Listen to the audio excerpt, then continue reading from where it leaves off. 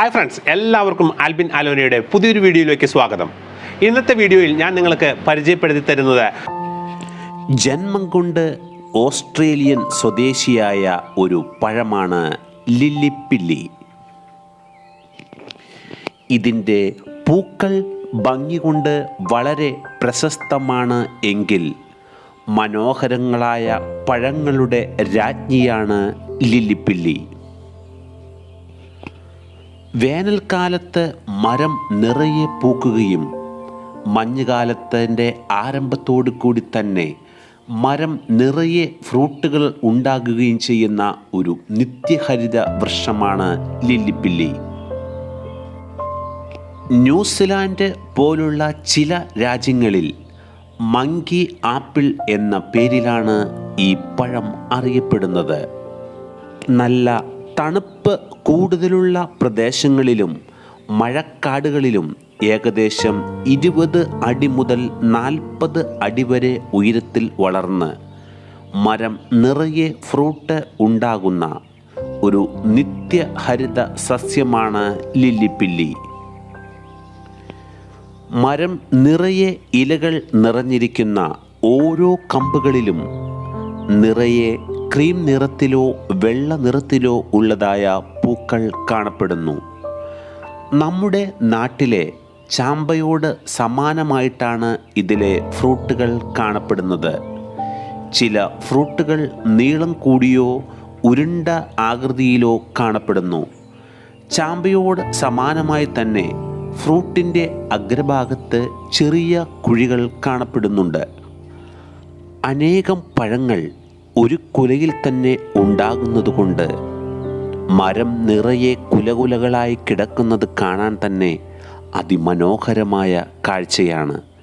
പല വ്യത്യസ്ത നിറങ്ങളിലുള്ള ലില്ലിപ്പഴങ്ങൾ ഇന്ന് നിലവിലുണ്ട്. മജന്ത, വെള്ള, പിങ്ക് തുടങ്ങിയ കളറുകളിലും ലില്ലി ഫ്രൂട്ടുകൾ കാണപ്പെടുന്നുണ്ട്. വിവിധ രാജ്യങ്ങളിലെ വ്യത്യസ്ത കളറിലുള്ള ലില്ലി ചെടികൾ വളരുന്നുണ്ട്.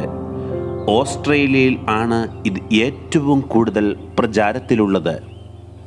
നല്ല മധുരത്തോടുകൂടി ജലാംശം കൂടുതൽ അടങ്ങിയിട്ടുള്ള ഈ പഴങ്ങൾ നല്ല രുചിയുള്ളതും ഒട്ടനവധി ഔഷധങ്ങൾ നിറഞ്ഞതുമാണ്.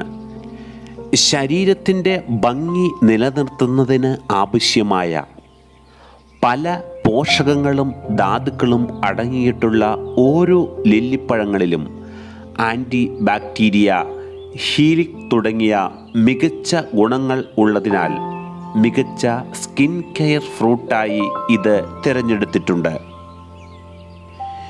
ഈ ഫ്രൂട്ട് പതിവായി കഴിക്കുന്നതിലൂടെ ചർമ്മ കോശങ്ങളെ ഉത്തേജിപ്പിച്ച് ചർമ്മത്തിൻ്റെ തിളക്കം കൂട്ടി ചുളിവുകൾ ഇല്ലാതാക്കാൻ സാധിക്കുന്നു. നമ്മുടെ കേരളത്തിലെ കാലാവസ്ഥയിൽ നന്നായി വളരുകയും നിറയെ ഫ്രൂട്ട് ഉണ്ടാകുകയും ചെയ്യുന്നതിനാൽ വിദേശ പഴവർഗ്ഗങ്ങൾ ഇഷ്ടപ്പെടുന്ന കർഷകർ അവരുടെ തോട്ടത്തിൽ പ്രധാനമായും വളർത്തുന്ന ഒരു വിദേശ ഫ്രൂട്ട് തന്നെയാണ് ലില്ലിപ്പില്ലി. കായ് മുളപ്പിച്ച് ഇതിൻ്റെ തൈകൾ ഉണ്ടാക്കാവുന്നതാണ്.